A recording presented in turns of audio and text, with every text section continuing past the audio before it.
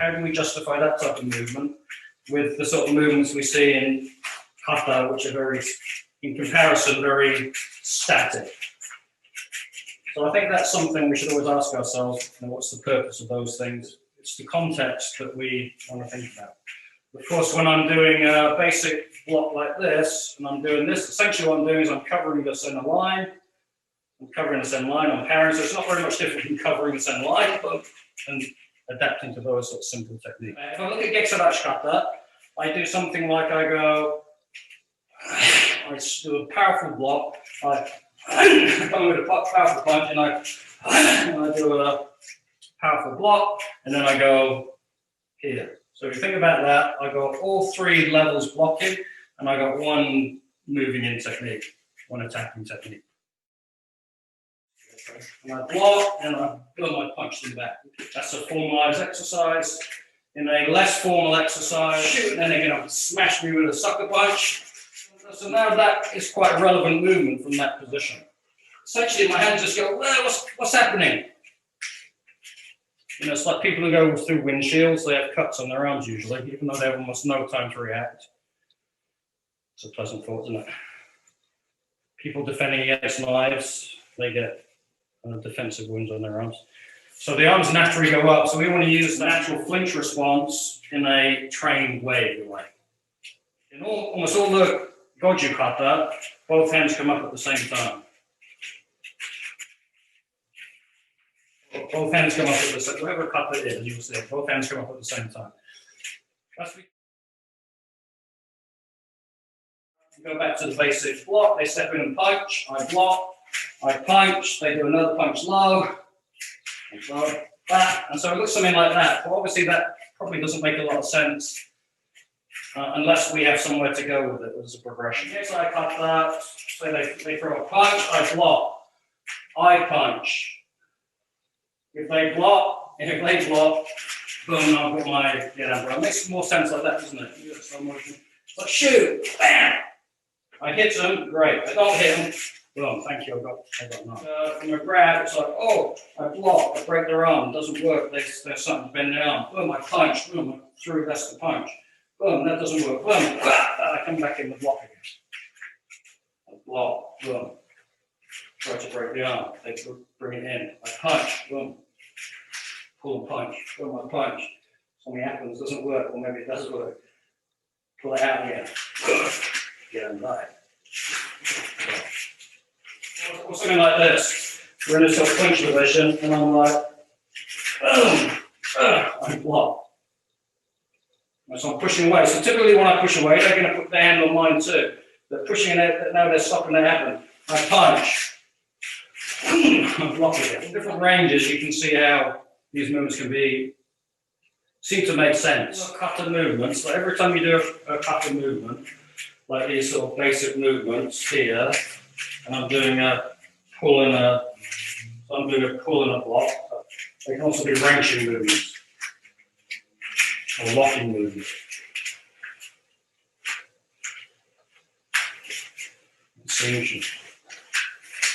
Shisochin. This way.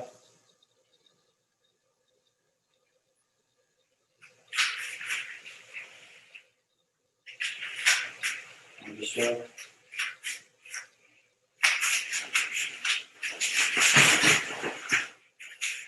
This way, usually we think about that as someone comes behind and I lift my elbows up to attack that way. When you see that position, I'm just going to do something like this.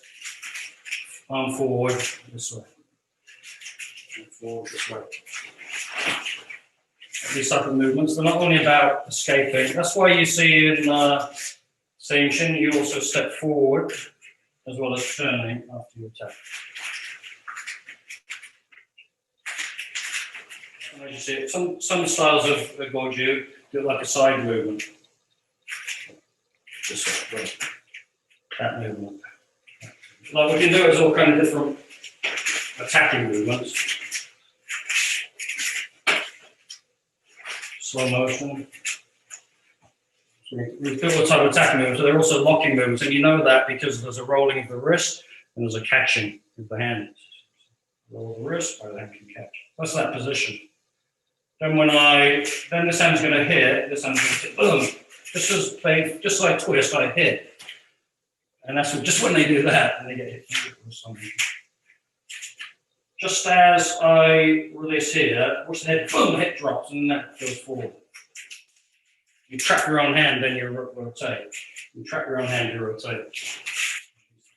We don't do those a lot, but all those kind of things are in the couple. Also this way, I come under this way, and I'm down this way. It's the same thing, right? Instead of holding my own hand, I'm holding their hand. It's the same type of thing. Pamela, to get that to work, he just needed to get his arm a little straighter here. If it's bent, that's why it wasn't working. So I'm going to hold it, I'm going to turn his arm straight, and then boom. Yeah, did it work? Be really careful with these movements if you're practicing them, because they don't work. Yeah. And so you put more pressure, and then by accident you suddenly get them in the right position. And it's like, and then you can like hurt the joints. So yeah, like even these that way, that's coming in. It's like, so now I'm in this position. Then what is it? Boom! Elbows and elbows, grab your hand. I was just going to quickly mention also, and I know you're showing hand positions, but also that beginning, if we do like exercise left to left, it's just block that Lindsay. It's showing the 3 levels, right? It's showing the levels.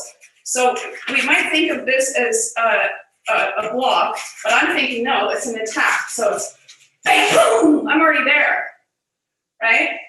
So next movement, up, to go down. So I'm going high, boom, low. I'm driving him back. Even if I get that slight, see how the head is already back?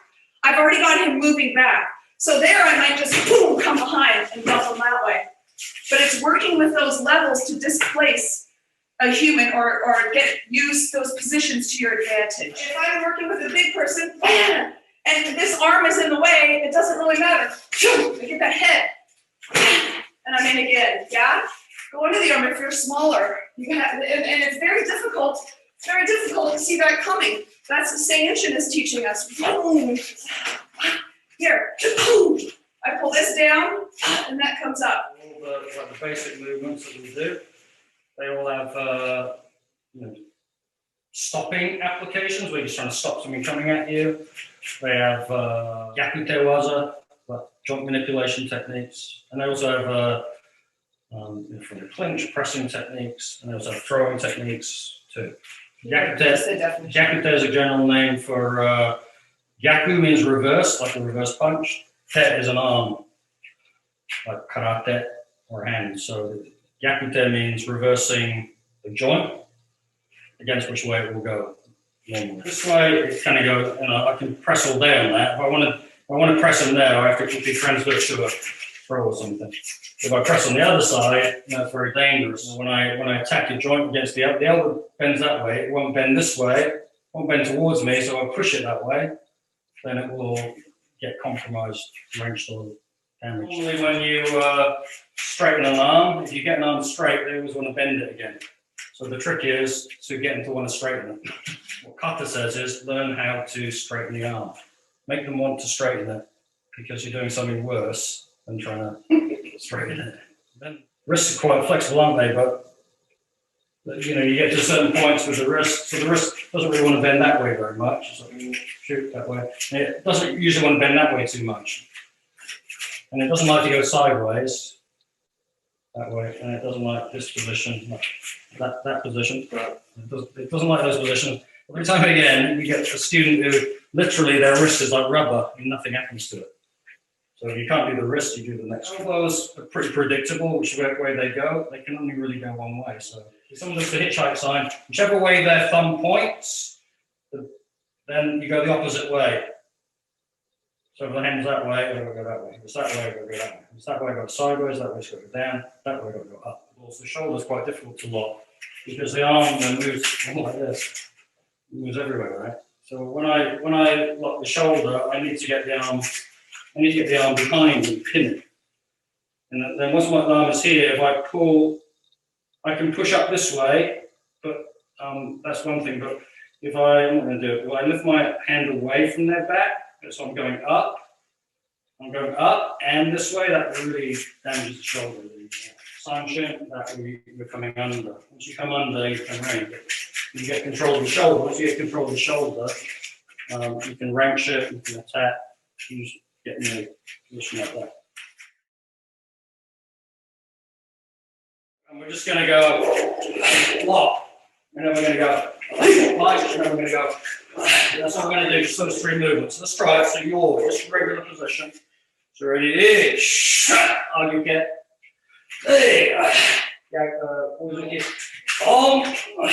under that. Let's try it again, same side. Same side. Ready? Ish. Hey. And again, just reiterating, our goal is to perform those movements with competence and then use the movements in context, in different contexts.